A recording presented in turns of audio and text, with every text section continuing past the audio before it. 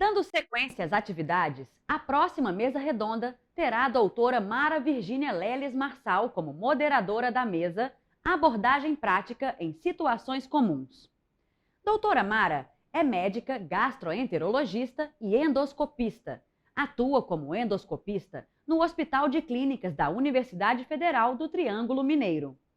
Os palestrantes serão doutora Maria do Carmo Frisch Passos, é professora associada da Faculdade de Medicina da UFMG, pós-doutora em gastroenterologia pela Universidade de Harvard, ex-presidente da FBG. Doutor Ricardo Correia Barbucci, graduado pela Faculdade de Ciências Médicas da Santa Casa, com residência em Clínica Médica e Gastroenterologia Clínica pelo Hospital das Clínicas da Faculdade de Medicina da USP, possui doutorado em Ciências Médicas pela Faculdade de Medicina da USP, Visiting Scientist pela University of California, Los Angeles, Center of Ulcer Research and Education, atua como médico assistente do Departamento de Gastroenterologia e é médico coordenador de Gastroenterologia Clínica do HC USP. E doutora Vera Lúcia Ângelo de Andrade, gastroenterologista pela FBG, especialista em doenças funcionais pelo Hospital Israelita Albert Einstein, mestre e doutora em patologia pela Faculdade de Medicina da UFMG e responsável pelo setor de motilidade digestiva da Clínica CEDIG. Os debatedores dessa mesa serão Dr. Federico Passos Marinho, é mestre em gastroenterologia pela UFMG, preceptor de gastroenterologia do HC-UFMG, médico do Instituto Alfa, e Dr. Celso Mirra de Paula e Silva, é ex-presidente da Sociedade de Gastroenterologia de Minas Gerais, é membro titular da FBG e membro internacional do American College of Gastroenterology. Gostaria de agradecer a presença de todos os palestrantes e dos debatedores e lembrando a plateia, os participantes que podem fazer as suas perguntas durante as palestras pela ferramenta Q&A. E o chat será usado somente para assuntos gerais. E agora gostaria de chamar para a primeira palestra a doutora Maria do Carmo com o tema distensão abdominal e meteorismo. Muito boa noite a todos. É com grande prazer que estou aqui para participar do 11º Gastro Triângulo. Agradeço muito a todos da comissão organizadora, de forma especial ao Dr. Nestor, nosso presidente, à Abadia, pelo convite, para falar de um tema tão frequente na nossa prática diária, mas tão desafiante também, começando aqui, meus conflitos de interesse, mas dizendo que esses sintomas, nós sabemos, são queixas muito mal definidas pelos pacientes, muito subjetivas e, para nós, às vezes, difícil abordagem, são frequentes tanto em doenças orgânicas quanto nas funcionais, mesclando muito com as doenças chamadas funcionais do intestino, que é a síndrome do intestino irritável, a constipação funcional, a diarreia funcional. Algumas vezes é o sintoma principal dos pacientes com doenças funcionais, mas isoladamente, entretanto, é raro. Consequentemente, nós temos pequeno número de estudos e geralmente é um endpoint secundário nos estudos. Então, como primário, a gente tem muito poucas evidências. Avanços recentes nessa área vieram nos últimos anos com as definições dos critérios clínicos de Roma 4, que separam muito bem alguns grupos das doenças associadas aos gases intestinais e a importância do reconhecimento de novos fatores fisiopatológicos que têm implicações diretas na terapêutica, como nós vamos ver a seguir. De acordo com o Consenso de Roma 4, 2 grupos grandes de pacientes preenchem critérios para síndromes associadas à presença dos gases intestinais, basicamente aqueles com distensão abdominal ou com bloating, que seria a sensação do inchaço abdominal e que sem que haja uma distensão abdominal visível. Esses pacientes, então, para incluir nos critérios de Roma, eles devem apresentar distensão abdominal ou essa sensação de uma distensão recorrente que ocorre pelo menos uma vez por semana nos últimos meses e predomina sobre todos os outros sintomas, quais sejam, se o paciente tem uma diarreia, tem uma constipação, tem uma dor abdominal, são sintomas secundários e que não preenchem critérios suficientes para as outras desordens funcionais, especialmente intestino irritável, constipação e diarreia funcional. Sintomas devem estar presentes, como todos os sintomas, as desordens funcionais, há no mínimo 6 meses, denotando um quadro crônico e recorrente. O Consenso de Roma IV separou, de fato, 2 grandes grupos de pacientes que têm esses sintomas de gases intestinais. Aqueles que eles chamam que têm bloating, ou seja, a sensação subjetiva de um abdômen inchado, e ou gás e flatulência, mas é uma sensação de um gás aprisionado, mas não há uma distensão visível. O paciente fala, eu sinto como se eu estivesse no último mês de gravidez, a gente vai examinar e não acha absolutamente nenhuma diferença. Esse paciente, então, ele tem o inchaço ou a sensação de bloating, que é uma palavra que a gente tem grande dificuldade da tradução, pois não temos nada assim tão similar na língua portuguesa. E uma sensação objetiva, onde a gente vê que o paciente está distendido. Se formos com uma fita métrica, vamos ver diferenças nessa medida nas diversas consultas do nosso paciente, e essas duas síndromes, digamos assim, podem coincidir no mesmo indivíduo, mas pode também se apresentar de forma completamente independente. Quando a gente tem, então, esses queixas de sintomas associados aos gases intestinais, eles podem ocorrer tanto em doenças funcionais, como doenças orgânicas. São doenças que os pacientes consideram associadas à presença dos gases, nós também atribuímos e justificamos ao paciente que ele tem um excesso de gases ou tem um problema nos gases. E será o que ocorre? Uma alteração da dinâmica do trânsito na eliminação, um excesso ou uma intolerância à presença desses gases? Bom, só para lembrar, o volume médio que nós temos, nós seres humanos, temos tanto em jejum como pós-alimentação, de manhã à noite, é muito semelhante, é em torno de 100 a 200 ml, e isso não difere tanto entre indivíduos assintomáticos e pacientes com essas queixas de excesso de gases. O conteúdo gasoso, ele é variável, é muito variável, mas predomina esses 5 gases, o nitrogênio e o oxigênio, que vem principalmente da deglutição, do ar deglutido, e os outros, hidrogênio, CO2 e metano, que vêm do metabolismo do nosso intestino, das reações metabólicas, especialmente das reações da microbiota intestinal. Esses valores, tão variáveis como a gente vê aqui, eles são influenciados pelo tipo da dieta, pela maior ou menor deglutição de ar, por alterações do padrão da microbiota intestinal e por eventuais alterações da absorção intestinal. Esses gases representam 95% de todos os gases que compõem o conteúdo gasoso, digamos assim, do intestino. Outros gases, especialmente as aminas, os ácidos orgânicos, mercaptanas, indol, eles representam de 2 a 4, 5%. Eles é que dão um odor característico aos gases. Esses gases aqui que predominam, eles são inodoros. Então, quando um gás, o paciente relata um odor muito fétido de seus gases, provavelmente ele está formando mais gases atípicos, especialmente mercaptanas, ácidos orgânicos, indol e aminas.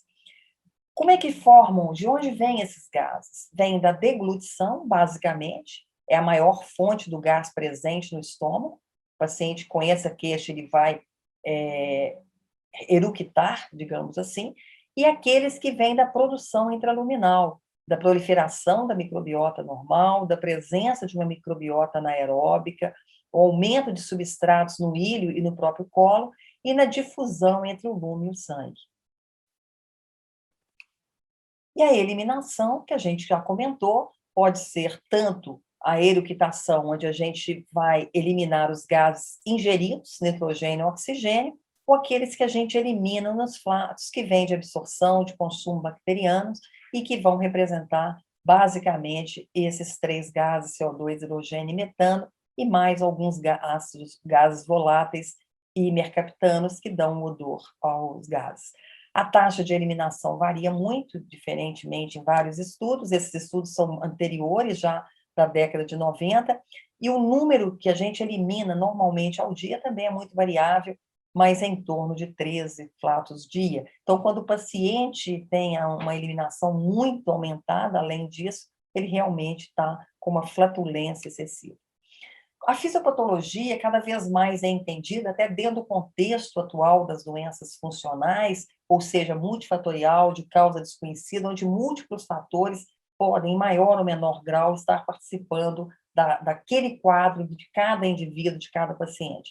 Esse trabalho do professor Leice é muito bonito, é uma publicação deste ano, em que aborda uma revisão sobre os gases, que eu sugiro a todos que possam fazer a leitura completa desse artigo, e ele coloca, então, a relação dessa distensão abdominal, ou da percepção de que tem um inchaço abdominal, associado, claro, à dieta, às diferentes formas de alimentação, varia entre mulher e homem, e aí nossos hormônios femininos têm grande importância, o eixo cérebro-intestino, microbiota, participando diretamente da hipersensibilidade visceral, da motilidade, o supercrescimento bacteriano em alguns pacientes, ou seja, uma fisiopatologia extensa, difícil, delicada e, claro, envolvendo também, em muitos pacientes, fatores emocionais. Os reflexos viscerossomáticos muitas vezes estão alterados em pacientes com essas queixas, e isso nitidamente é visto em alguns estudos, mostrado aqui também nessa publicação do professor Leice, onde esses pacientes realmente distendem, e esses pacientes têm essas pessoas que não apresentam alteração, têm reflexos normais, eliminam, seja através de eructação, seja através de seus flatos. E aqui, mostrando nesse estudo que tivemos a oportunidade de fazer em Barcelona, na época do doutorado, com o grupo do professor Malagelada, que seguramente é o grupo que mais estuda e publica a respeito deste tema no mundo.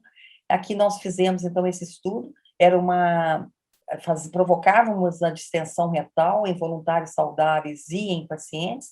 Nitidamente, os pacientes tinham uma dificuldade, uma retenção de seus gases, diferentemente dos voluntários, onde a gente injetava e havia uma eliminação absolutamente proporcional.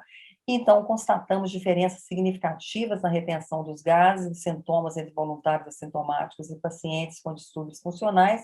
O mesmo grupo de Barcelona mostrou, em estudos prévios, que pacientes com desordens funcionais, principalmente intestino irritável, diarreia funcional, constipação funcional, ao contrário dos indivíduos sadios, apresentam uma disfunção nessa manipulação dos gases, que resulta ou em retenção, ou em distensão, ou em eliminação exagerada, que é a flatulência, e em sintomas, em geral, abdominais.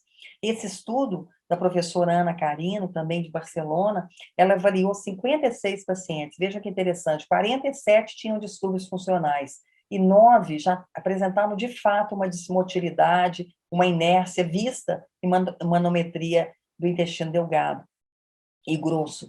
Ela viu que em pacientes com desordens funcionais há uma protrusão discreta, há um descenso do diafragma, mas um pequeno aumento do gás, ao passo que naqueles pacientes com uma dismotilidade real, constatada previamente em manometria, eles realmente distendem o abdômen e retém gás, vejam, mais de 3.300 ml no estudo da professora Ana, associado à protursão abdominal e elevação do diafragma.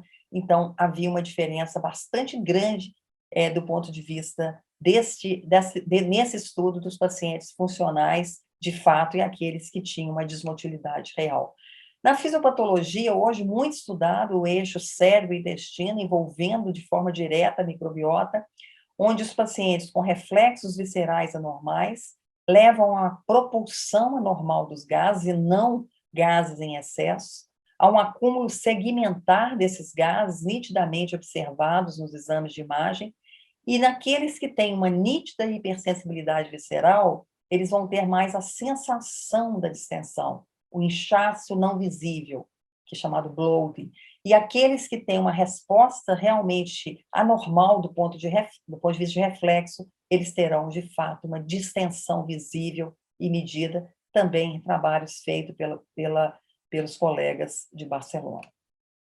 Aqui, uma publicação do Grupo de Roma, mostrando a importância da dieta, das fibras, dos aminoácidos de cadeia curta, dos ácidos biliares e da microbiota, na formação de gases e de líquidos, uma ação indireta pela indução da distensão, subsequente ativação da neuromotores, e, com isso, alteração também na formação ou na retenção ou eliminação dos gases. Existem várias síndromes clínicas associadas à presença de gases, seja aquela paciente que tem a sensação e que nós não percebemos essa distensão, seja aquele de fato que tem uma distensão, ou o diagnóstico diferencial, às vezes, difícil com obesidade, aquele paciente que tem sintomas intestinais, diarreia, constipação associados, que tem dor abdominal, que tem um odor fétido dos seus gases, enfim, uma série de síndromes clínicas podem estar associadas. Como fazer o diagnóstico? O diagnóstico basicamente é clínico, como exame físico, obviamente, mas uma história detalhada,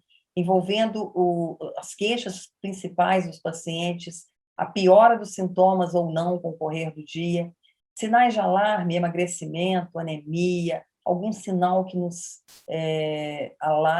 alerte para uma doença orgânica, a relação dos sintomas com a alimentação, piora com trigo, com laticínios, com frutose, com fibras, enfim, a dieta detalhadamente descrita. O exame físico, será que vamos, de fato, medir a circunferência abdominal aumentada, ou será que vamos considerar que o paciente tem muito mais uma percepção do que uma real distensão? A diferenciação, à medida do possível, entre as desordens funcionais e orgânicas é fundamental. Sabemos que entre as desordens funcionais e intestinal existe uma sobreposição em que o subgrupo de pacientes terá, de fato, apenas distensão e essa sensação de gás, essa sensação do inchaço abdominal. Mas, com muita frequência, elas se sobrepõem, embora sejam consideradas entidades diferentes, com critérios específicos diagnósticos detalhados pelo Consenso de Roma IV, mas considerando que o próprio paciente pode alterar a sua história ao longo da sua evolução e, eventualmente, o paciente que tinha dor, diarreia, pode voltar apenas com gases no seu retorno. Então, isso pode ocorrer ao longo da evolução das doenças funcionais intestinais. Então, quando investigar, quando que a gente vai pensar numa doença orgânica, aquele que tem sinal de alarme, tem uma história familiar muito rica de doenças intestinais, neoplásicas, inflamatórias, doença celíaca, pacientes com um quadro refratário, progressivo, piorando, né? Será que o paciente tem a sua distensão mais à tarde e amanhece absolutamente normal? Isso é muito comum nas desordens funcionais. Exames sempre poucos, eventualmente, quando a gente pensa numa obstrução, claro que um quadro crônico, raramente a gente vai pensar numa obstrução, mas, eventualmente, raio-x de abdômen, tomografia, enfim, que possa afastar a obstrução. Os exames de sangue, especialmente para afastar anemia, doença inflamatória, hipotiroidismo, um diabetes compensado, doença celíaca, supercrescimento bacteriano do intestino delgado, além de exames que possam nos comprovar intolerâncias alimentares, como a lactose, frutose, frutano, carboidratos complexos, a intolerância ao trigo, ao glúten, não essa retirada desenfreada do glúten da dieta, mas aqueles poucos pacientes que, de fato, apresentam uma hipersensibilidade ao glúten e que, com muita probabilidade, eles também terão gases em excesso ou sensação de uma retenção gasosa.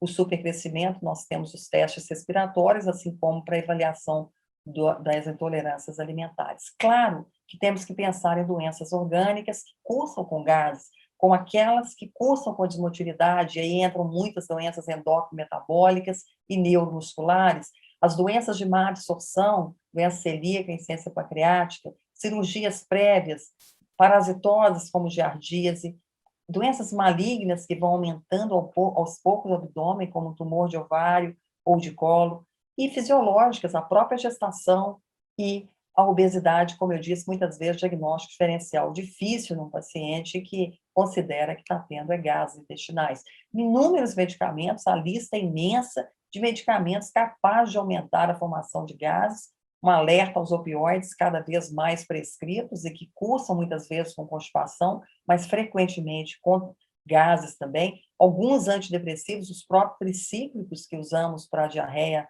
funcional, muitas vezes pode aumentar os gases, enfim, a lista é muito grande, a gente tem que fazer esse inventário com os pacientes.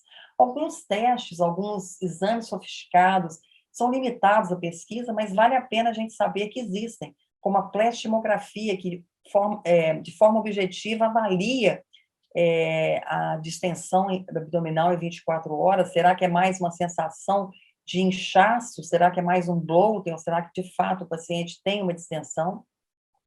A circunferência abdominal é medida ao longo das 24 horas, lembrando que o sono reduziu a circunferência abdominal, e outros estudos que fazem uns estudos de reconstrução tridimensional de imagens de tomografia e ressonância, mostrando aqui o trânsito normal, aqui com desmotilidade, aqui normal, aqui o paciente com distensão, isso em estudos muito sofisticados também, e que eu tive a oportunidade de acompanhar o início desses estudos, ainda morando em Barcelona, em 2002, quando esses estudos estavam começando.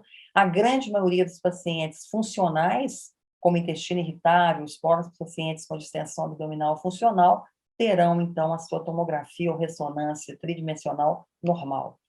Tratamento, sempre as medidas gerais fundamentais, as orientações dietéticas e os medicamentos que vamos usar. Lembrando que os sintomas serão os únicos parâmetros que teremos para avaliar esses pacientes, e especialmente os funcionais, a resposta ao placebo sempre alta, e os sintomas muitas vezes intermitentes e de intensidade e frequência muito variáveis. Além disso, é importante a gente salientar que é importantíssimo esclarecermos o paciente sobre as prováveis causas de seus sintomas, a relação médico-paciente em todas as doenças funcionais é fundamental que seja de confiança, aberta, franca, apoio emocional e ajuda de algum colega da psiquiatria ou psicoterapeuta, sempre bem-vindos para alguns pacientes para redução do estresse, ajuste na alimentação e medicamentos, obviamente, sempre que a gente julgar necessário.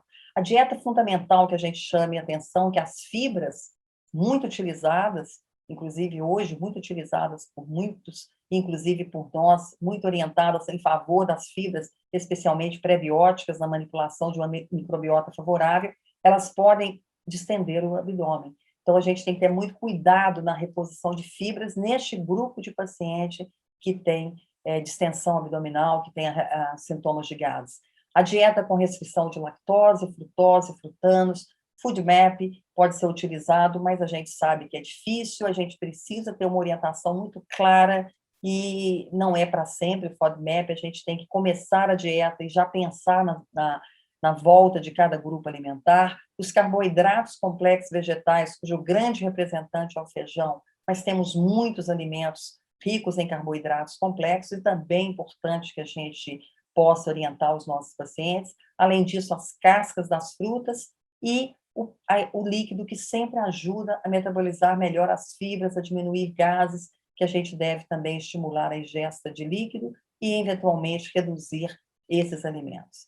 Claro que a reeducação dos hábitos é tão importante quanto qualquer outra orientação, comer devagar, reduzir conversar muito durante a fala, corrigir, então, a aerofagia, evitar mascar chicletes por muito tempo, evitar a ingestão constante de saliva, tem pessoas que têm esse hábito, conversa, engole saliva, e a atividade física, que vários estudos, inclusive esse de Dayanese e colaboradores, que mostrou que a atividade física, de fato, do ponto de vista de ela colocou os pacientes numa esteira e observou a eliminação maior de gases durante a atividade física, reduzindo a retenção, diminuindo a distensão e aumentando, então, a eliminação. Então, a gente tem que pensar em todos esses dados, em todos esses aspectos para tratar o nosso paciente. Quando a gente tem alvo terapêutico, aí sim a gente começa a pensar na terapia medicamentosa.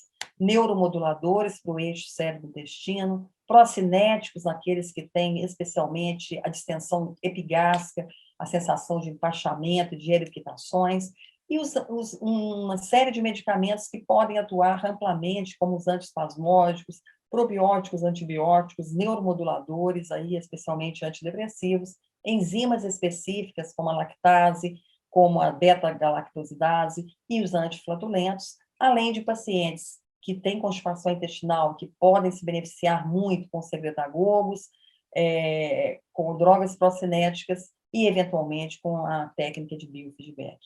Essa revisão do professor Malagelada, publicada em 2017, ele sugere para cada grupo de pacientes, e isso é muito importante, as diversas opções terapêuticas para que a gente possa tratar da melhor forma o nosso paciente. Aqueles com supercrescimento bacteriano, por exemplo, melhoram muito com antibióticos, o antibiótico de escolha é a rifaximina, embora tenhamos uma experiência muito boa com outros medicamentos, como metronidazol,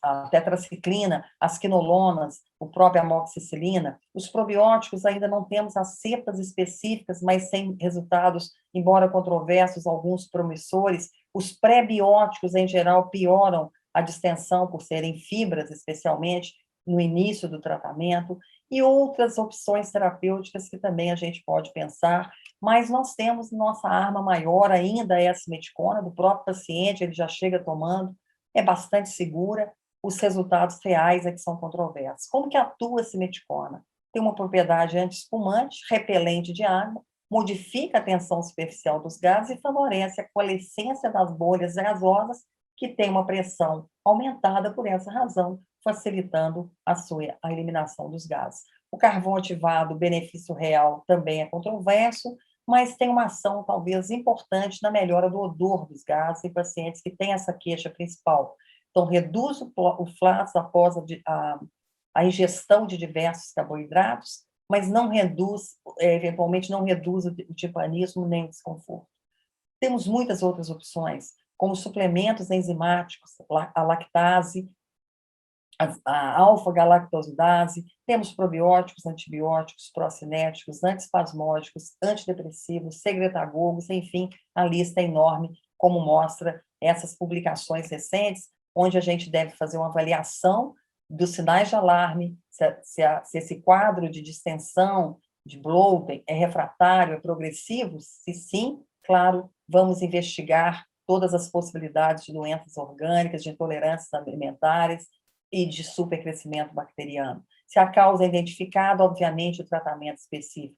Se é funcional, a gente vê se realmente é a síndrome da distensão, o bloating, ou se está junto com, por exemplo, a constipação, a diarreia funcional ou a síndrome do intestino irritável. Claro, fazemos todas as orientações e tratamos especificamente a constipação, com procaloprida, com secretagogos, com probióticos, eventualmente, biofeedback nos casos de sinergia, os antiespasmódicos podem nos ajudar na distensão, na dor abdominal associada, e os antibióticos, no caso, especialmente de supercrescimento.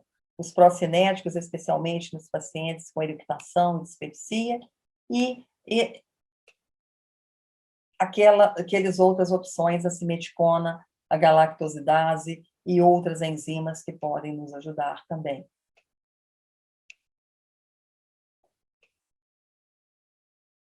Neuromoduladores, alguns estudos com citalopram, alguns estudos com escitalopram, e com alguns, nós sabemos, os tricíclicos, e alguns estudos com hipnoterapia, com acupuntura, com terapia comportamental, que também apresentam resultados favoráveis. Essa publicação, que mais uma vez eu saliento, excelente, do professor Lacey, ele é muito interessante porque ele vai, aqui nós não vamos detalhar nela, mas ela vai nos orientando de uma forma muito clara se o paciente tem determinados sintomas, se ele predomina, por exemplo, com alterações do hábito intestinal, então deve ser constipação associada, nós vamos caminhar para constipação. É diarreia associada, vamos caminhar para tratamento da diarreia funcional ou não.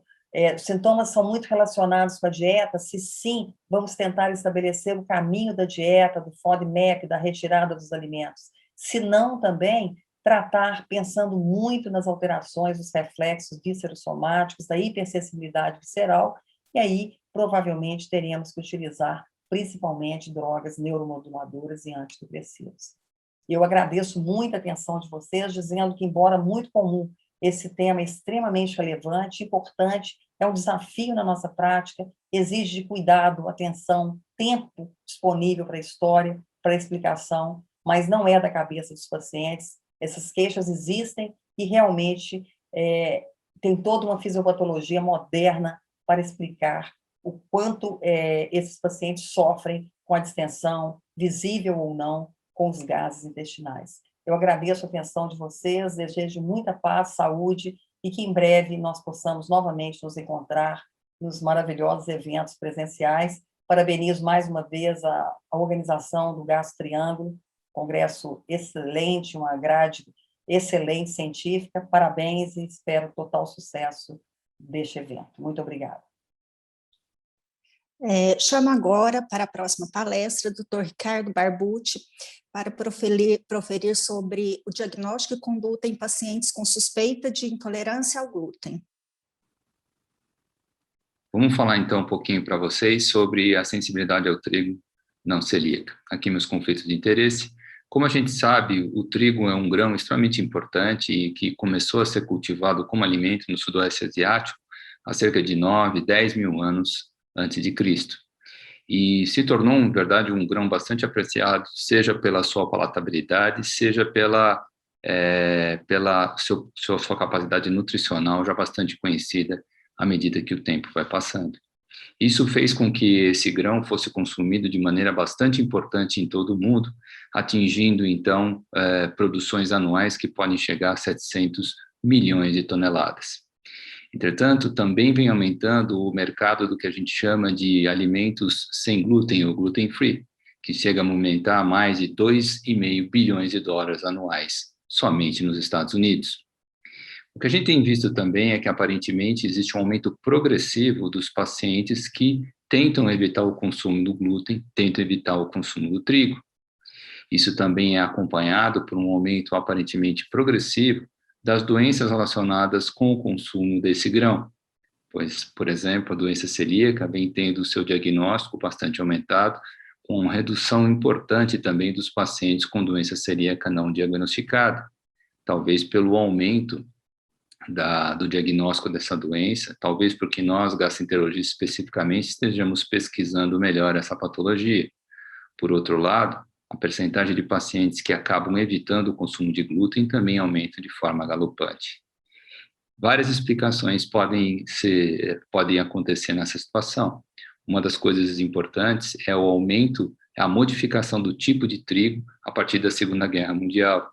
O que se percebeu no mundo inteiro é que havia uma necessidade cada vez maior do consumo de trigo e derivados, o que fez com que o trigo fosse bastante modificado nesses anos 40 para frente, fazendo com que o rendimento das plantações também aumentasse. Paralelamente a isso, também houve um aumento dos agrotóxicos associados à produção desse grão, especificamente o glifosato tem sido atribuído por alguns como uma das causas do aumento das doenças associadas ao consumo de glúten. Tá?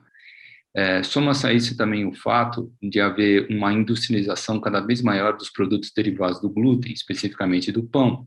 Outrora, o pão era fermentado de forma natural, havendo então a fermentação secundária a bactérias, fungos de vários tipos, o que fazia com que várias proteínas fossem desnaturadas durante esse processo fermentativo. Com a industrialização da produção de pão, começou-se a limitar muito os agentes fermentadores. Especificamente, o surgimento do pão de forma trouxe um problema bastante importante, em que agora se utiliza basicamente um fungo para essa fermentação, o que pode limitar a desnaturação de algumas proteínas e, eventualmente, aumentar o risco de doenças associadas ao consumo de glúten e derivados. Esse survey americano, em 2013, mostra que dos 40 milhões de indivíduos entrevistados, 30% faz algum tipo de restrição ao consumo de glúten, e a maioria deles o faz sem qualquer evidência de alguma doença associada a este grão. Então, 15 milhões simplesmente diminuem o consumo de glúten por estilo de vida. Isso também acontece em outros países de forma bastante variável, passando, por exemplo, por 5,24% da população na Nova Zelândia, mais alguns trabalhos australianos mostrando que até 40% da população australiana faz uso de dieta sem glúten, na grande maioria, novamente ressalto, sem qualquer necessidade para que isso seja feito. A grande maioria das pessoas que evitam o glúten são indivíduos jovens, entre 20 e 40 anos de idade, e a grande maioria, então, são descendentes de europeus, indivíduos caucasoides. Do ponto de vista patológico, 3 tipos ou 3 grupos de doenças são associadas ao consumo de glúten. As doenças de etiologia autoimune, como a doença celíaca, dermatite herpetiforme, ataxia cerebelar glúten induzida, as doenças alérgicas, IgE mediadas e, mais recentemente, principalmente relacionadas à síndrome do intestino irritável, as alergias não IgE mediadas, e também aqui um tipo específico de alergia associada ao glúten, que é a alergia induzida pelo exercício físico, onde o indivíduo consome glúten e só vai apresentar sintomas secundários dessa ingestão quando, entre 2 horas após a ingestão do glúten, ele realiza algum tipo de exercício físico, ou consome bebida alcoólica, ou ingere algum medicamento, como, por exemplo, anti-inflamatórios não esteroidais. E, por fim, o que a gente chama hoje de sensibilidade, que outrora era conhecido como intolerância ao glúten não celíaca. Intolerâncias alimentares são doenças em que existe uma reação adversa a determinado alimento que não é imunomediada. E nós vamos ver que no caso do trigo e do glúten, existe sim a participação, pelo menos em uma parte, do sistema imunológico, o que faz com que o termo sensibilidade seja muito melhor. Antigamente associado basicamente ao consumo de glúten, hoje a gente sabe que não necessariamente é essa proteína que pode induzir os sintomas, daí o termo moderno mais adequado hoje seja sensibilidade ao trigo não celíaca, ao invés de sensibilidade ao glúten não celíaca. Na verdade, ainda mais recentemente, uma outra entidade começou a ser associada ao consumo de glúten, que é o que a gente chama de doença celíaca potencial. São indivíduos, então, que têm anticorpos positivos, antitransglutaminase, antiendomísio, antigliadina deaminase, mas não tem qualquer tipo de lesão intestinal e não tem sintomas ou poucos sintomas. Se discute nessa situação se há necessidade de fato de introduzir uma dieta isenta de glúten ou não nesses pacientes, que na maioria das vezes têm história familiar de doença celíaca. Estudos epidemiológicos variam muito de região para região, mas parece haver um consenso de que mais ou menos 1% da população tem doença celíaca, e os pacientes com sensibilidade ao trigo não celíaca podem variar bastante, desde de percentagens parecidas com a doença celíaca, que pareceu mais provável, cerca de 1%, mas alguns falam em 100% trabalhos americanos, e alguns trabalhos ingleses falam até 13% da população. Os trabalhos italianos, especificamente promovidos pelo grupo do professor Fasano de Harvard e de Salerno, mostra que poderia haver aumento da permeabilidade intestinal em 100% dos indivíduos que consomem glúten. Entretanto, essa observação foi mais baseada em trabalhos experimentais em animais, né? Não tendo conjunto, todo o ambiente exatamente igual do intestino, como a gente esperaria em trabalhos em vivo, em seres humanos. O fato é que, de fato, em alguns pacientes, o consumo do trigo e do glúten aumenta a permeabilidade intestinal. O mesmo grupo do professor Fasano pôde mostrar que o consumo de alimentos com glúten aumenta a permeabilidade intestinal um pouco menos do que os pacientes com doença celíaca não tratada, onde há um grande aumento da permeabilidade intestinal. Quando a gente trata esses pacientes celíacos, a permeabilidade se aproxima muito da permeabilidade observada em indivíduos normais.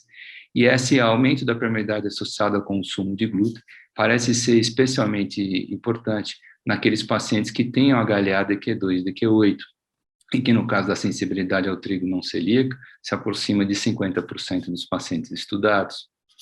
Tudo provavelmente acontece com uma alteração da microbiota intestinal, como várias doenças hoje em dia. Esse desequilíbrio da microbiota promove, então, uma diminuição da produção de IgA, de defensinas, de imunoglobulina A, e principalmente leva a uma diminuição da ação dos tight junctions intestinais, promovendo, então, um aumento da permeabilidade intestinal e permitindo com que antígenos alimentares, entre outros antígenos bacterianos e não bacterianos, possam passar para as camadas mais profundas desse intestino, atraindo, então, células inflamatórias, especificamente no caso do intestino grosso, mastócito, no caso do intestino delgado, eosinófilos, que fazem, então, com que outras células inflamatórias sejam atraídas, especificamente linfócitos. E isso pode explicar, por exemplo, porque alguns pacientes que têm sensibilidade ao trigo não celíaco, a celíaca podem apresentar também linfocitose intraepitelial, mas sempre, diferentemente da doença celíaca, sem haver qualquer lesão epitelial nítida.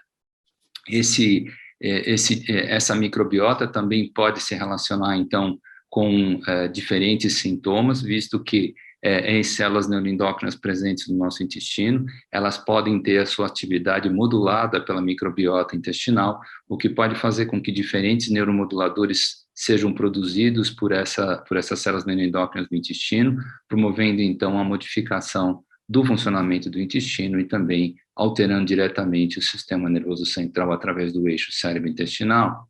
Essas mesmas células neuroendócrinas são sensíveis a alimentos, são sensíveis a próprias proteínas, por exemplo, o glúten e outras proteínas encontradas no trigo. E uma vez, então, se havendo o acoplamento dessas proteínas com receptores específicos dessas células neuroendócrinas, quimiorreceptores, isso faz com que vários neurotransmissores e hormônios sejam produzidos, alterando, então, o eixo cérebro-intestinal, alterando o funcionamento do intestino e gerando uma série de sintomas intestinais e também extraintestinais, como a gente vai ver mais para frente. Repito, 80% de toda a proteína encontrada no trigo é representada basicamente pelo glúten. Entretanto, outras proteínas também são encontradas e podem se relacionar com o aparecimento desse tipo de sensibilidade. É o caso, por exemplo, da alfa-amilase, dos inibidores da alfa-amilase tripsina e também das aglutininas encontradas no trigo. Além disso, um outro carboidrato presente no trigo é extremamente importante. Os frutoolissacárides, como por exemplo os frutanos, estão presentes no trigo e podem também gerar sintomas, lembrando que os frutanos, fazem parte de um dos grupos encontrados nos FODMAPs e que, sabidamente, são carboidratos com alto poder fermentativo, que provocam desequilíbrio da microbiota intestinal e que levam a uma série de sintomas intestinais e também extraintestinais. A sensibilidade ao trigo, especificamente não celíaca, ela, para ser diagnosticada, o paciente precisa ter sintomas sugestivos muito parecidos com aqueles encontrados na doença celíaca, a gente vai passar por isso, sem haver positividade de anticorpos e, teoricamente, sem haver lesão específica da mucosa intestinal. Tem uma prevalência ainda desconhecida, como eu já mencionei para os senhores, aparentemente não diferente da doença celíaca. Predomina em mulheres, especificamente com antecedentes familiares de doença celíaca. Desses pacientes com sensibilidade ao trigo não celíaco, quase metade tem sim intestino irritável. E se a gente pegar pacientes com intestino irritável, quase 1/3 tem sensibilidade ao trigo não celíaco. Inclusive hoje sendo considerado por alguns um grupo específico de síndrome do intestino irritável que responde à retirada do trigo ou do glúten da dieta. 35% ainda podem ter intolerâncias alimentares, como a lactose, alguns trabalhos falam também da frutose, e 22% ainda tem alergia alimentar clássica, IgE mediada, associada a essa sensibilidade ao trigo.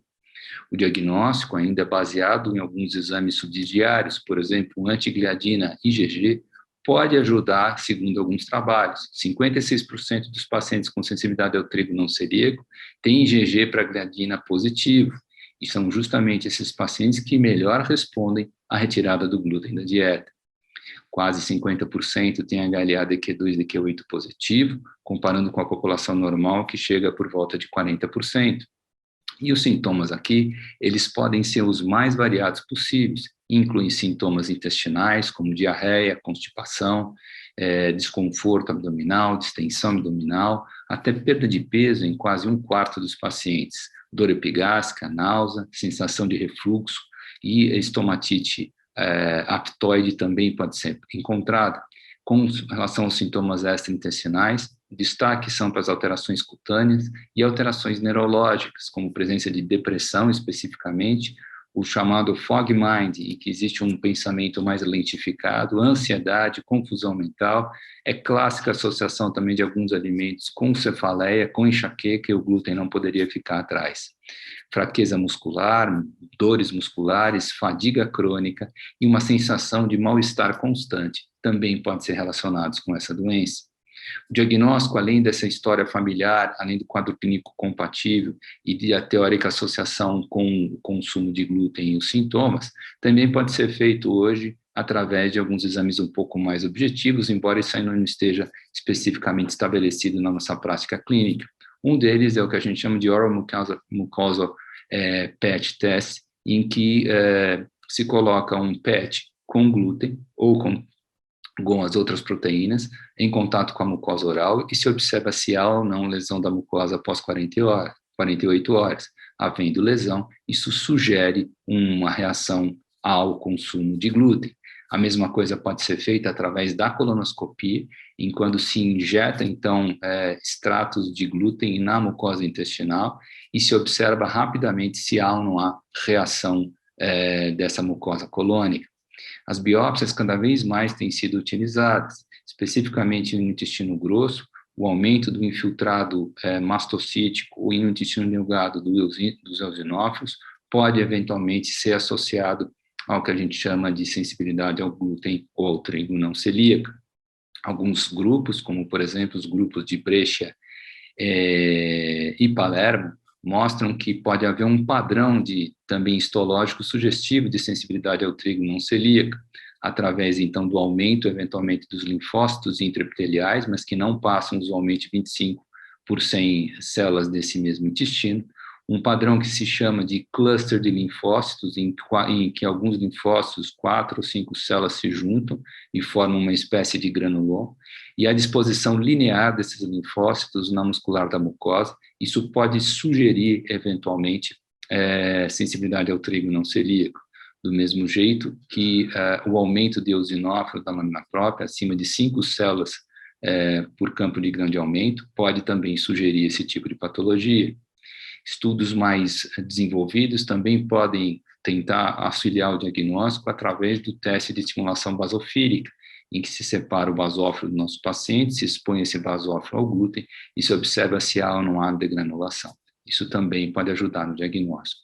Entretanto, o gold standard para o diagnóstico dessa síndrome é a dieta e a retirada do glúten dessa mesma. Então, o grupo de Salerno propôs o seguinte protocolo, em que se tira o glúten da dieta dos nossos pacientes por um período não inferior a 6 meses, e se observa o que acontece. Se os pacientes melhoraram, então eles passam continuam no protocolo. Se eles não melhorarem, o diagnóstico está descartado. Havendo melhora, esses pacientes, então, são submetidos a uma dieta com glúten e sem glúten, de forma alternada, com um washout de 1 semana, duplo cego, placebo controlado, com pílulas contendo glúten e outras proteínas do trigo. E se observa se o paciente tem ou não tem sintomas quando é introduzido e não tem quando recebe placebo. É um tanto quanto difícil de se realizar na prática médica, mas é o que a gente tem mais próximo de Golden Standard. É interessante a gente mencionar que alguns trabalhos não mostram qualquer associação e mostram que, de fato, essa sensibilidade pode ser limitada a um grupo muito pequeno de pacientes. Esse é um trabalho também italiano, do professor Francavilla, e que estudou mais de 1.000 crianças e mostrou que 96,7% dessas crianças que tinham sintomas gastrointestinais crônicos não apresentavam qualquer alteração dos sintomas com a retirada do glúten. Dos que sobraram, somente 39% tinham comprovadamente sensibilidade ao trigo não celíaco. Mais recentemente ainda, em 2019, esse trabalho aqui mostra de maneira bastante interessante que a suplementação com glúten em indivíduos sem qualquer tipo de sintoma não altera a mucosa intestinal, não altera a permeabilidade intestinal, mostrando que o consumo de glúten em indivíduos saudáveis não traz qualquer malefício.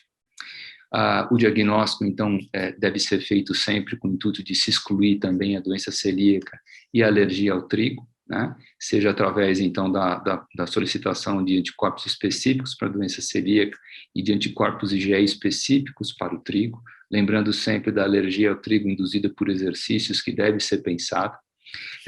Os testes cutâneos também podem ser feitos, como, por exemplo, o prick test, com o intuito de afastar a alergia ao trigo. O HLA pode nos ajudar, já que 50% dos indivíduos com sensibilidade ao trigo têm HLA positivo, em contrapartida, só 40% da população saudável tem esse tipo de problema. Lembrando da associação também da sensibilidade ao trigo com doenças autoimunes, lembrando da associação da sensibilidade ao trigo com intolerâncias alimentares, com destaque aí para lactose e frutose, também pode nos ajudar no diagnóstico. As biópsias de delgado podem ajudar também, mas lembrando que uma percentagem variável dos pacientes com sensibilidade ao trigo podem ter linfocitose intraepitelial. E alguns trabalhos, como esse de Carroccio e colaboradores, mostram um infiltrado linfocítico em 96% dos pacientes com comprovada sensibilidade ao trigo não celíaca. Eu digo que o trabalho do Francavilla, somente 30% apresentava esse tipo de infiltrado. O organograma, então, disposto para o diagnóstico dessa síndrome se baseia, então, na análise dos pacientes que chegam para a gente com queixas sugestivas, e aí a gente vai ver pacientes se eles estão com dieta pobre em glúten ou se não estão com dieta pobre em glúten. Se ele já vem com dieta isenta de glúten, se faz o HLA DQ2, DQ8. Se ele vier negativo, afasta a doença celíaca, e aí a gente vai partir, então, para a pesquisa de alergia e de sensibilidade ao trigo não celíaca. Então, a gente vai pedir os testes alérgicos e considerar os testes de exposição ao glúten e ver como o paciente responde. Se o paciente, então, tiver a HLA positivo, o paciente deve ser submetido a uma nova dieta com glúten, mais ou menos 3 gramas por dia, por no mínimo 2 semanas, e refeitos os exames sorológicos e, eventualmente, até as biópsias de duodeno. No caso do paciente, quando ele já chega com uma dieta, chega ainda com dieta rica em glúten, a gente vai fazer, então, os anticorpos para a doença celíaca, eventualmente as biópsias de intestino, e também os testes alérgicos. Afastando doença celíaca e alergia ao trigo, a gente passa, então, para o provável diagnóstico de intolerância ao trigo não celíaca, desde que o paciente responda à dieta pobre em glúten. Lembrando que a retirada do glúten não pode trazer vários tipos de malefícios, inclusive aumentar o risco de doença coronariana e de intolerância à glicose.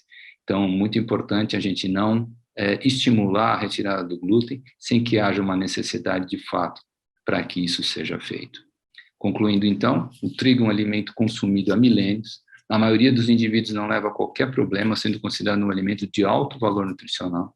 Aparentemente, as doenças relacionadas com o consumo de trigo podem estar aumentando, e é muito importante que a gente conheça essas doenças associadas ao glúten, que a gente conheça a realidade dessas doenças no nosso meio, e que a gente conduza esses pacientes de maneira bastante regrada para que a gente não restrinja o glúten sem que haja necessidade premente de que isso seja feito. Muito obrigado. Dando continuidade à nossa mesa, convido a doutora Vera Lúcia Ângelo com o tema Abordagem Racional de Pacientes com Digeusia e Ardência Lingual. Bom dia, pessoal. Gostaria inicialmente de agradecer o convite, né, para participar novamente do Gastro Triângulo. É um prazer estar aqui com vocês e agradecer especialmente a toda a comissão organizadora, e especialmente a doutora Abadia. Eu achei a escolha desse tema muito, muito relevante, porque a maioria dos assuntos, né, quando vem da gastro, começam do esôfago, né? Então, assim, a gente tem que pensar que a gastro, ela começa da boca, né? Então, falar de digeusia e ardência bucal, em uma abordagem racional, eu achei, assim, eu fiquei apaixonada com esse tema.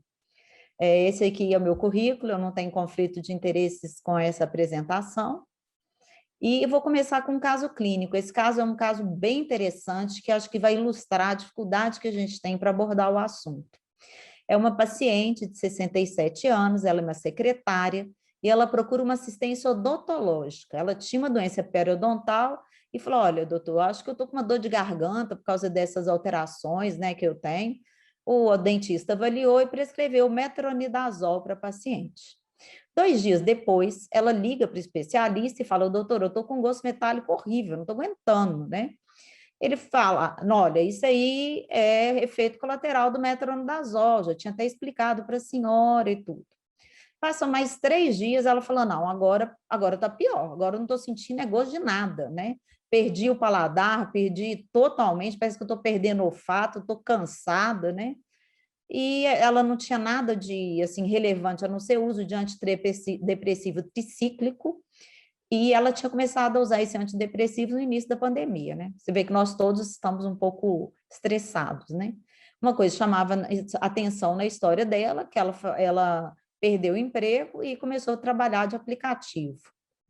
Bem, antes da gente falar desse caso especificamente, é importante que a gente faça uma revisão do que é, qual a relação do gosto com o sabor, a questão do doce, do salgado, do azedo, do umami, que é um sabor que a gente chama do restaurante japonês, né?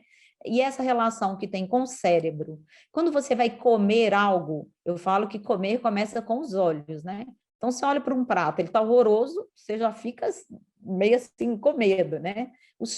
Sentir, você precisa sentir o cheiro daquele alimento, o tato com aquele alimento, por isso que é muito importante colocar texturas diferentes, desde a criancinha pequena, para ela comer uma cenoura com a mão, mastigar e comer uma coisa mole misturada com uma dura, isso é muito legal. Então, nós temos várias somas de sensores gustatórios, somatórios, olfatórios, visuais, auditivos, tudo isso que vai dar para a gente a sensação maravilhosa de paladar e gosto. Eu falo, quando a gente aprende no 2º grau, né, a gente aprende assim, é igual esse desenho que está aí, né? Amargo lá no fim da língua, né? Azedo na lateral, doce na ponta, salgado, né? Isso é uma coisa didática, né? O organismo não é tão divididinho assim, né? E a língua, a gente tem as vilosidades, nós temos as papilas gustativas, aqui nós temos a representação delas, e elas são diretamente relacionadas com terminações nervosas. Eu vou mostrar a importância disso para vocês.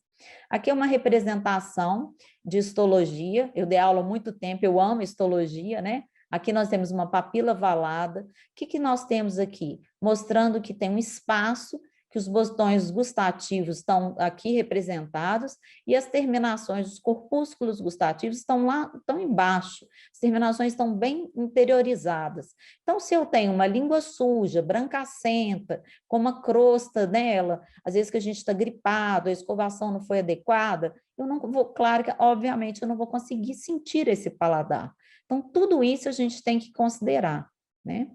Outra coisa que a gente considera quando a gente vai falar sobre paladar é a via gustativa, são as vias o quê? A parte neural, né? Então, aqui nós temos uma representação para vocês da parte nervosa, falando da importância do nervo vago, do nervo glossofaríngeo, do nervo facial, a relação com o córtex gustativo e toda essa relação diretamente com a língua, né? A língua é muito importante, a região da faringe é muito importante para a gente sentir o paladar.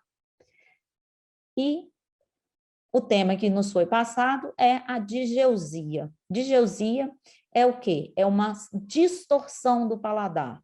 Alguns autores chamam de paladar fantasma, é aquela dificuldade que você tem, às vezes, de diferenciar o doce do azedo, do amargo, né? Você começa a não reconhecer. Eu falo que eu acho que eu devo ser isso, porque eu sempre salgo as coisas. Então, acho que eu devo ter uma digeusia para sal, né? E é o quê? Um erro de sinalização ou diminuição dessa sensibilidade do paladar. Isso, se for uma coisa a curto prazo, tudo bem.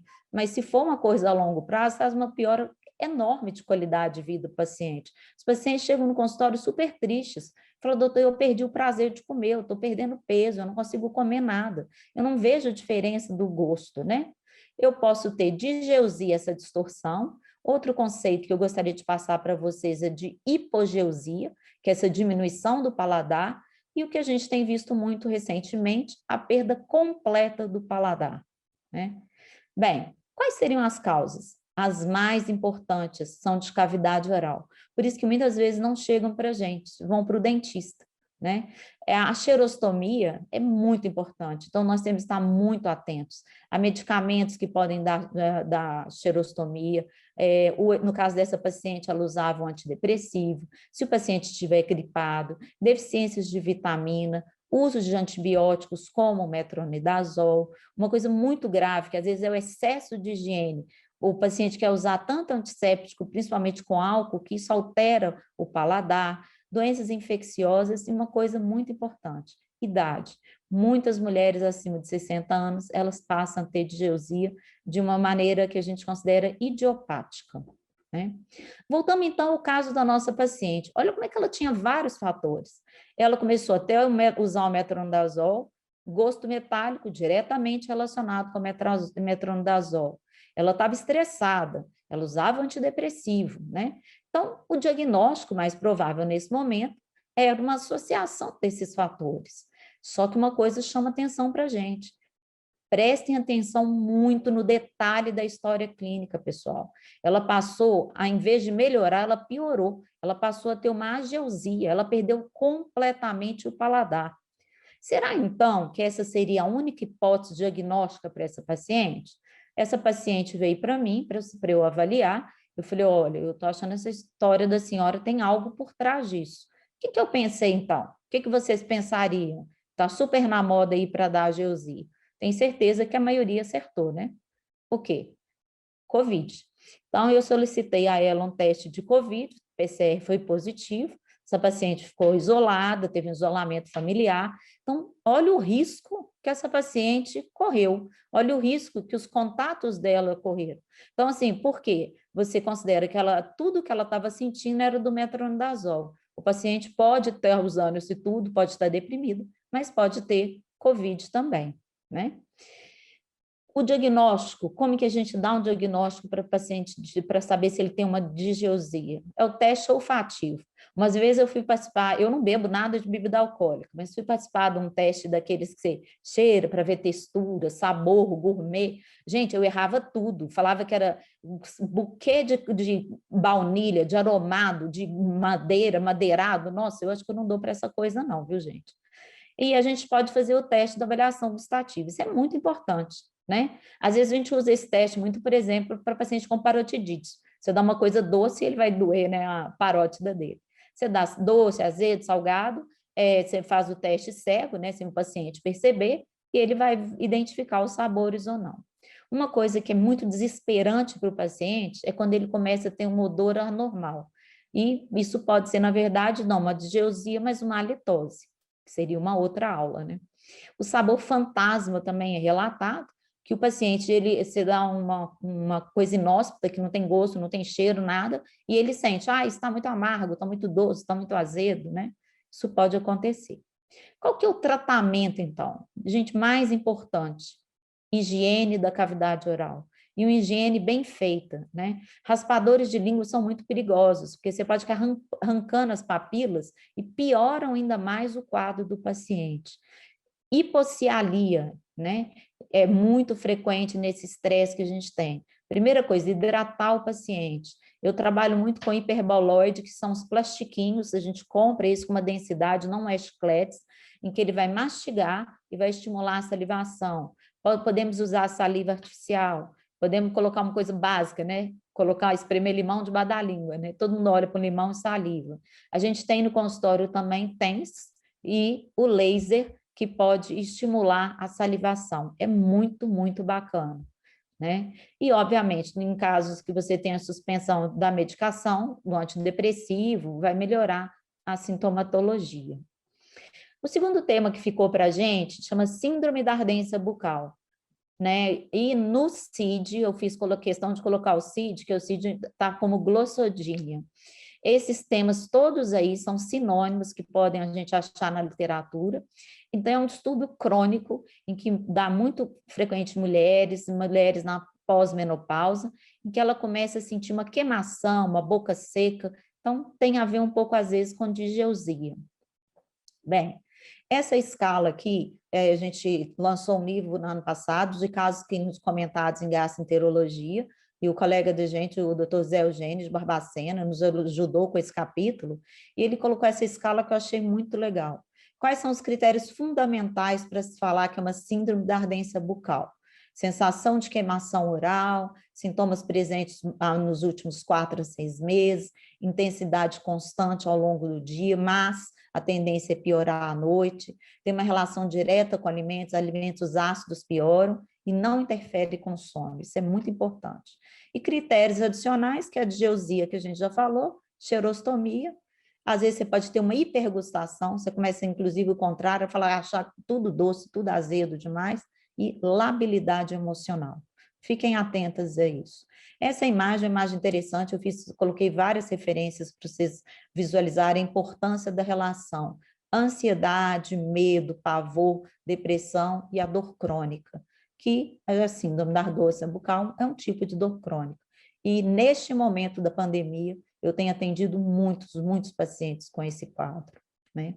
A síndrome da ardência bucal também, ela pode ser classificada em tipos, tipo 1, tipo 2, tipo 3. O tipo 2 é o mais frequente, ele está muito relacionado com ansiedade crônica, envolve distúrbios psiquiátricos, então muitas vezes a gente tem que ter um cuidado, uma finesse na hora de conversar com o paciente para tentar entender o que o paciente está passando na vida dele, né? E o tipo 3 é o tipo mais raro, que são pacientes que normalmente a gente não detecta nenhum tipo de alteração psicológica nesses pacientes. As causas da ardência bucal mais frequentes que nós temos são xerostomia, mas eu preciso examinar a boca do paciente. Gente, vários pacientes chegam e falam assim, olha, doutora, a senhora vai abrir minha boca, vai examinar minha boca? Falei, vou, mas a senhora não é dentista. Gente, a saúde começa pela boca, né? Então, tem que ver se tem afta, infecção viral, infecção fúngica, se tem prótese mal adaptada, né? Eu falo que meu sonho era ser dentista, e eu sou uma dentista, não deu certo, eu fui ser médica, né? Então, acho que é por isso que eu amo tanto essa parte de saúde bucal.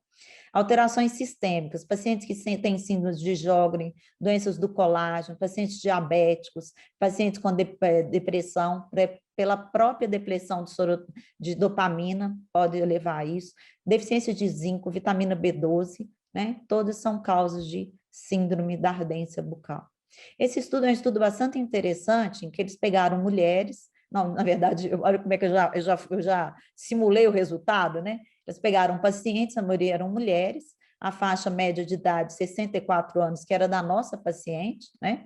E 24 desses pacientes procuraram primeiro o dentista, e apenas 2 procuraram o gastro, né? O sintoma mais comum era a queimação e essa alteração do paladar, que era a digeusia. Ela é muito frequente na língua, então alguns autores chamam de síndrome da ardência lingual, mas o termo é síndrome da ardência bucal, né?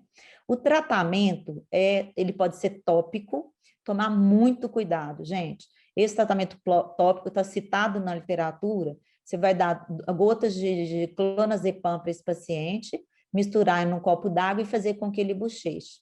O problema é que às vezes o paciente não bochecha, ele engole, então a gente pode ter um risco de efeitos colaterais importantes. Eu uso na prática mais a capsaicina, que é um extrato de pimenta, né, ou xilocaína, a gente passa na região afetada e o paciente tem uma melhora razoável, né? Razoável, porque a maioria dos pacientes não melhoram, gente. Quando estabelecida assim da ardência bucal, às vezes é difícil a gente conseguir que o paciente fique totalmente assintomático. A amitriptilina, na dose inicial de 10 miligramas, é uma boa medicação. O topiramato também é citado bastante na literatura, mas eu não tenho tanta experiência. Eu uso mais amitriptilina mesmo, eu gosto muito. O ácido alfa-lipoico está citado na literatura, só que ele tem um problema de taquifilaxia. O que é isso? O paciente começa a usar, fica ótimo, depois ele volta a ter sintomatologia. E, reparem bem, terapia cognitiva comportamental. Muitos desses pacientes, eles precisam compreender o que está acontecendo com o próprio organismo dele, o que está difícil de engolir, o que está difícil de sentir, né? Se tem algo que mudou na vida dele, algum estresse, alguma agressão que ele passou. Então, a gente, como gasta, a gente sempre, eu mexo muito com doença funcional, né? A gente sempre é um pouquinho psicóloga, né? A gente tem que ter essa escuta bem atenta. Eu acho que isso é muito, muito importante. Quais são as mensagens, né, que eu diria que é o take home? O que eu gostaria que vocês levassem para casa, né? Que a síndrome da ardência bucal ou glossidínia é uma condição benigna, tá? Então, o paciente precisa ser alertado disso, porém, poucos pacientes vão se tornar livres totalmente dessa sensação. Às vezes ele fica um tempão sem ter nada, voltou para uma situação de estresse, ele volta a ter essa sensação. Paciente que começou a usar antidepressivo, muitas vezes a gente não consegue reverter isso. Aí você vira e falou, ué, Vera, mas você acabou de falar que é antidepressivo, você está dando amitriptilina, né? Só como vocês percebem, a gente dá uma dose pequena, né? Explica esse paciente, explica a importância do cuidado com a xerostomia, da hidratação frequente, de estar sempre atenta à higiene da cavidade bucal, o contato com o dentista é muito, muito importante, né? Da digeusia, ela está diretamente relacionada a essa síndrome da ardência bucal, e neste momento, gente, fiquem muito atentos à ageusia. Paciente que do nada perdeu o paladar, já de cara peça um teste de COVID para o seu paciente, né? É uma causa frequente de anosmia e ageusia. O diagnóstico, então, é um diagnóstico bastante complexo, porque ele depende de uma anamnese muito bem detalhada, um exame da cavidade oral, tirar a prótese do paciente, ver se não tem fungo. Lembrando que uma prótese, ela dura no máximo 5 anos. O paciente, às vezes, usa dentadura 20, 30 anos, a mesma dentadura, orientar a higiene. A fazer a cialometria, a gente faz esse teste aqui no consultório, você mede a salivação, pede para o paciente cuspir no copinho, estimula ele com a salivação com o boloide, depois você mede de novo a salivação e vê se teve uma resposta, fazer essa avaliação clínica, propor a questão terapêutica e, se necessário, avaliação psicológica. O tratamento, então, obviamente, vai depender da causa e eu sugiro que a avaliação seja sempre multidisciplinar. Nós vamos ficando por aqui, porque felizmente nós vamos ter condição de discutir com vocês em aberto, com maior detalhes. Eu agradeço de novo, aí está meu contato, se alguém que quiser mais referências atualizadas, a gente está sempre à disposição, tá bom? Muito obrigada mesmo pelo convite. Convido agora os debatedores, Dr. Frederico Passos e o Dr. Celso Mirra, para abrir seus áudios e câmeras e para iniciarmos o debate. Gostaria de agradecer a presença de todos, parabenizar pelas excelentes palestras, né, especialmente aí a doutora Maria do Carmo, doutor Ricardo e doutora Vera, por ter aceito o convite da nossa organização, e passo a palavra para o doutor Frederico. Boa noite a todos. Estão me ouvindo bem? Está me ouvindo, Mara? Sim, tá bom, ótimo. Minhas duas palavras iniciais são de agradecimento e de parabéns, né? De agradecimento pelo convite, especial a você, né, Mara, que fez o convite diretamente, e a todos os organizadores, né, e parabenizar aos organizadores do evento, excelente evento, e parabenizar também a cada professor, né, que fez uma aula excelente aí nessa mesa. Estou vendo ali o doutor Celso, saudade do doutor Celso, né, doutor Celso? Vou fazer uma pergunta para você, se você não esqueceu ainda o gostinho do chopp com os amigos, né, depois de tanto tempo. Mas eu gostaria de deixar aqui uma pequena colocação para cada um dos palestrantes, né, na iniciativa aí de colaborar um pouquinho também, né.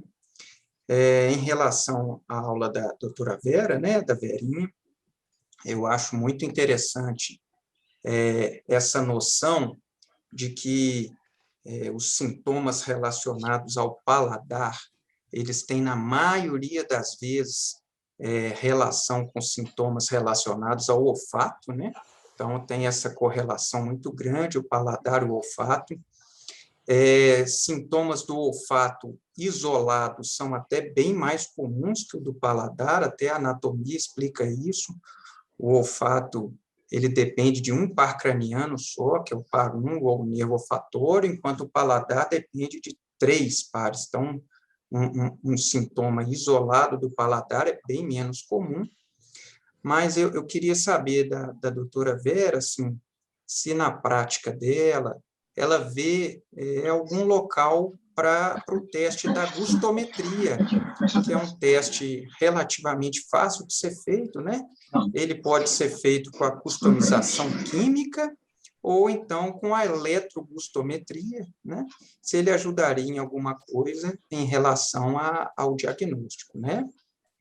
Para o doutor Barbucci, gostaria também de parabenizar pela aula, excelente.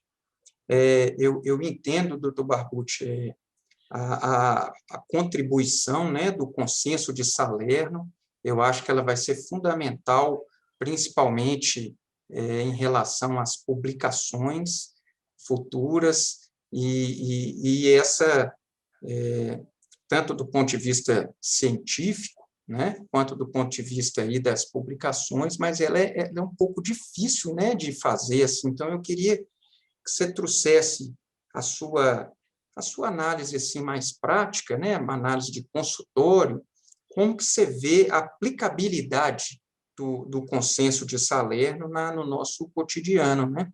Se você já tem acesso a isso, como que você sugere que a gente aplique isso no cotidiano do consultório? E para a Du, né? A Du aí, muito querida, né? Nossa professora, a Du, minha professora aí desde o meio do curso de medicina. Na época, acho que ela ainda tinha dente de leite, né, Du? E eu queria dizer a ela, assim, esse paciente em que a queixa principal dele é gases, né? E aí eu gosto muito de citar o Dr. Mala Gelada, que ele fala bloating, sintoma, né? E distensão, sinal. Facilita muito, ele gosta de colocar isso na introdução dos artigos dele, né? Mas esse paciente em que o sintoma principal é gás e que você já conseguiu descartar, ou então assim a chance de ter uma doença orgânica é muito baixa, depois de anamnese bem feita, exame físico ou alguma propedêutica, né, dependendo de cada caso, e que você quer ter o alvo ali na microbiota, né, você quer modular a microbiota. Se a vinda da rifaximina mudou um pouco a sua conduta, assim, se você só pensa em antibiótico depois de realizar um teste respiratório com hidrogênio, né, para pesquisa de supercrescimento, se teria lugar o antibiótico sem o teste, e em relação ao probiótico, né, parece antagônico, antibiótico e probiótico, mas são as duas ferramentas que a gente tem quando a gente pensa no alvo microbiota, né, ao probiótico, se você sugere alguma coisa, na prática, assim, alguma questão mais prática, né, do cotidiano.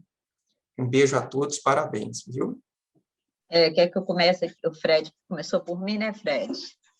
Então, vou começar respondendo. Infelizmente, a gente não tem nenhum serviço que seja específico disso. Eu faço empiricamente no meu consultório, né? Como sal e açúcar são brancos, eu tenho os dois disponíveis, às vezes eu faço um teste com o paciente cego para ver se ele consegue ver a diferença dos sabores, né? Mas a maioria das vezes o que eu vejo, que até tem um colega perguntando no chat aqui sobre a boca amarga, a maioria das vezes o que a gente vê é aquela língua saborosa, aquela língua suja, né? Que o paciente não tem, o sabor não tem nem como acessar a papila bucal. Então, na primeira consulta, eu sempre oriento para a gente avaliar a higiene, ensino ele a escolher uma boa escova macia, como é que faz a higiene da língua, ou às vezes eu indico gás, quando a situação está mais grave, uma gás com bicarbonato, né? A paciente outro dia falou, nossa, doutora, eu sofri tanto quando não senti gosto de nada, e uma gás com bicarbonato à noite já me ajudou bastante. Então, a gente trabalha dessa forma mais simples mesmo. Mas deixa uma boa ideia, viu? A gente pode fazer até uma pesquisa com isso, viu, Fred? Vai dar muito bem.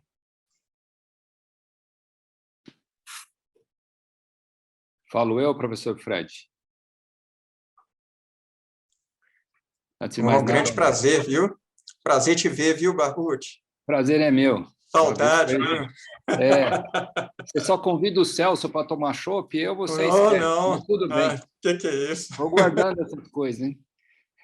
Boa noite a todos. Antes de mais nada, eu queria agradecer o convite e a oportunidade de estar aqui com vocês essa noite. Eu não pude fazer isso no vídeo, mas agora, ao vivo, a gente faz isso. Oi, Du, tudo bem? Vera, professor Celso, um grande prazer e honra estar com vocês aqui. E as considerações do Fred são sempre muito bem feitas, né? De fato, o consenso de Salerno é uma coisa um tanto quanto impraticável na clínica, né?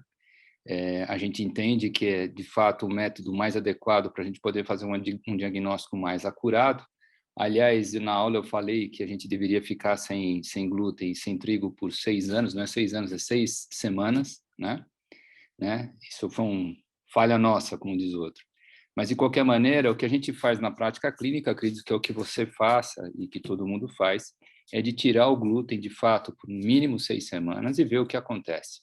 Se o paciente melhorar dos sintomas, a gente já coloca isso para ele, a gente tenta reintroduzir o glúten novamente e ver se o paciente, então, retoma os sintomas. E aí eu faço isso no mínimo 2 vezes. Eu ponho e tiro o glúten no mínimo 2 vezes, com intervalo sempre de 1 semana entre um e outro, né? E a gente vê se o paciente responde sempre da mesma maneira. É óbvio que a parte do efeito placebo se perde nessa situação. A gente está começando a fazer uns estudos agora no HC com um teste tópico de bochecha, que nem eu mencionei para vocês, o Mucosal Oral Patch Test, a gente está desenvolvendo no HC e vamos tentar ver se a gente estuda isso e, de fato, comprova que isso pode ser uma ferramenta mais objetiva, né, para a gente poder fazer o diagnóstico da sensibilidade ao trigo não celíaco. Mas, basicamente, é isso que a gente faz na prática clínica, né?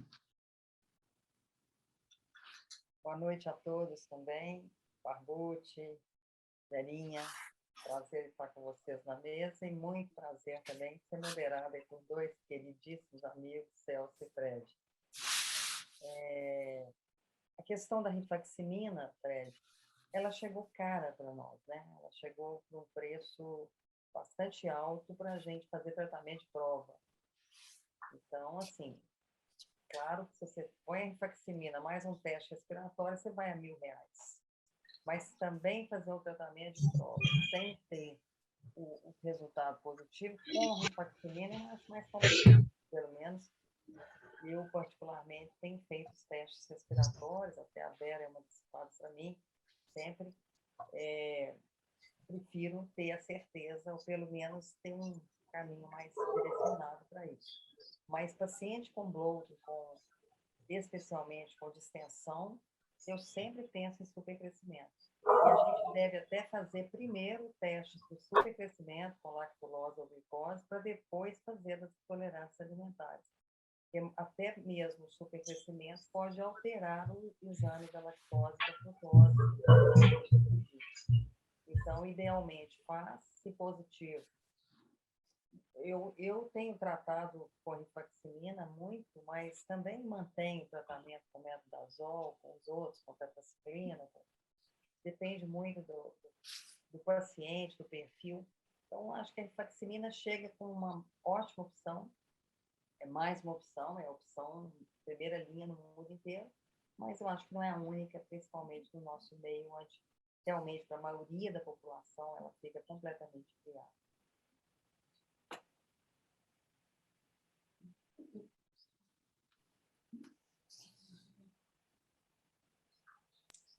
Obrigado a todos, viu, gente? Bom demais. Doutor Celso. Celso, gostaria de fazer alguma pergunta para os palestrantes? Doutor Celso. Agora, ouvindo? Agora sim. Sim. Tá, ok. Eu, em primeiro lugar, agradecer ao Nestor, ao doutor Abadia, pelo honroso convite de participar de uma mesa tão qualificada com os palestrantes e com o meu amigo Fred. As palestras foram de altíssimo nível, inquestionável. Eu gostaria apenas de fazer alguns comentários na palestra lá do nosso amigo Ricardo Barbucci, grande amigo, por sinal. Excelente palestra. O tempo é limitado para falar tudo que tem que falar, mas então eu gostaria só de alguma pinceladazinha, de acordo com o tema, quando pensar em doença celíaca e como fazer. Em primeiro lugar, lembrar de doença celíaca e pacientes do diabetes tipo 1, sintomatologias sugestivas, lembrar de pesquisar, que a associação costuma ser frequente. Outra coisa que costuma associar muito é paciente com síndrome de Down. Eles têm dificuldade em expressar o que sentem, às vezes ficam com a doença celíaca não diagnosticada, um tempo enorme até que alguém resolve pesquisar. Na minha experiência também, em situações pouco usuais, de paciente que procura a gente, encaminhou porque fez um exame de laboratório de rotina e veio com TGO e TGP elevadas, mas sem mais nada que justifique. Não usa bebida alcoólica, não tem esteatose, não tem hepatite, não tem nada, e fica rotulado como TGO, TGP de causa inexplicada. Muitas vezes isso pode estar ser um sinal de doença celíaca. Vamos lembrar que TGO, TGP inexplicadas podem estar relacionadas à doença celíaca, assim como neuropatia periférica também causa não explicada. O paciente tem a neuropatia periférica, ninguém detecta, às vezes vai ao neurologista, vai aqui, vai ali, e é doença celíaca. Um achado que é questionável, mas que onde tem fumaça costuma ter fogo, é com relação ao autismo, que pode haver pode haver relação com intolerância a glúten. Então, essa é a primeira coisa. Outra coisa que eu queria comentar é a realização do diagnóstico em crianças, que às vezes a família não quer que se faça biópsia, ou você tem dificuldade em fazer, às vezes você tem que tentar fazer o diagnóstico sem fazer a biópsia. E aí a gente teria como opção para fazer esse diagnóstico um quadro clínico muito clássico e uma transglutaminase residual IgA acima de 10 vezes o valor da normalidade. Isso pode induzir a possibilidade do diagnóstico da doença celíaca sem a biópsia.